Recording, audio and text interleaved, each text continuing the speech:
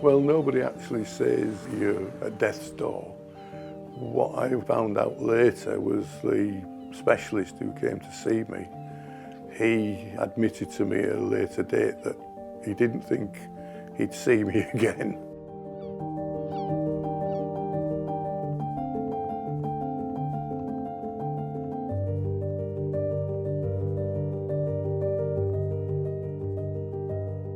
I'm Clinton Yates Taylor. I'm 66 years of age and I live in the city of Hull, East Yorkshire.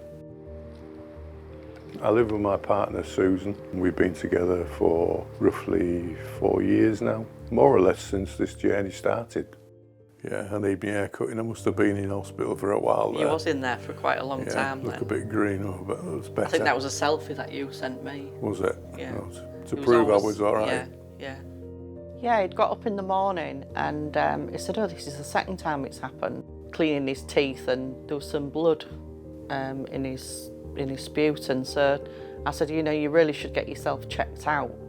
Being a bloke, I thought to myself, oh, it's just me, a bit of throat, you know, sore throat, that'll be fine. And never really thought anything of it. So I just said, well, you know, it's better to be safe than sorry. So eventually he did ring for an appointment. Everything happened quite fast, really. Yes, well, you know, it is cancer and it has spread. And it's stage 4.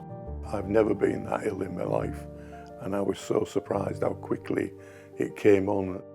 I look back at the things that have happened to me. If Sue hadn't have been there, I wouldn't be here now, because she'd recognised when I've been low and really bad, and she said, get yourself, we'll ring up the doctors, we'll ring up the team that's available to me at the hospital.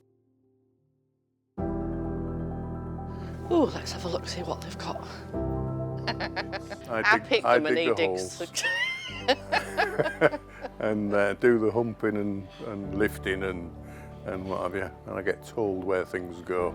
That's the one you want. I was telling myself that I wasn't going to leave. I wasn't going to die. I was going to fight this till the end. I wasn't ready to give up. You know, this doctor come rushing in and said, look, we've tested your biopsies with immunotherapy and it's shrunk, you know, it's really shrunk. You know, said we're going to start this treatment, and it did. It started to work. Well, Mum had died of lung cancer. I've been blessed really that the drugs that I've been given haven't been as brutal. All right, they've had some side effects which have been uncomfortable, but nothing like Mum went through. So the technology or the chemistry or whatever you want to call it has come on leaps and bounds. You do start thinking about your next of kin, how they're going to cope, how they're going to manage, what you can put in place, but all the time thinking, be positive.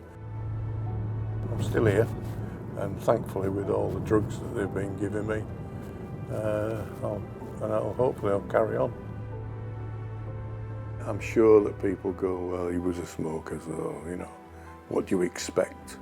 But I'd given up smoking at the time, 27 years.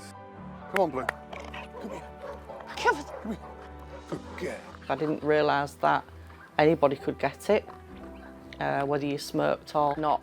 I've learned from looking, researching and things like that, that there's actually quite a lot of young people with lung cancer. You know, it can happen to anybody. So I do feel that it should be part of screening like breast cancer. The quicker you get it diagnosed, the better the outcome really for you. And bulbs have been in and out. It's a battle. Sometimes I'm sat there on the rowing machine and I think, why am I doing this? And I think the reason you're doing this is to prolong your life and be here for a little bit longer. And of course I've always got somebody that keeps giving me jobs to keep me active as well. Well, you said you like to be active. Yeah, well, yeah. There is a limit. Life's full. Like I said, sometimes you think, how am I going to fill my days? But in actual fact, I don't know how I had time to go to work when I did. When she goes out in the morning, the telly goes off, and then get myself out and about, get myself to the gym, and if I'm not in the gym, I'll go for a swim there. And yeah, there's more to life than watching telly and making the occasional cup of tea.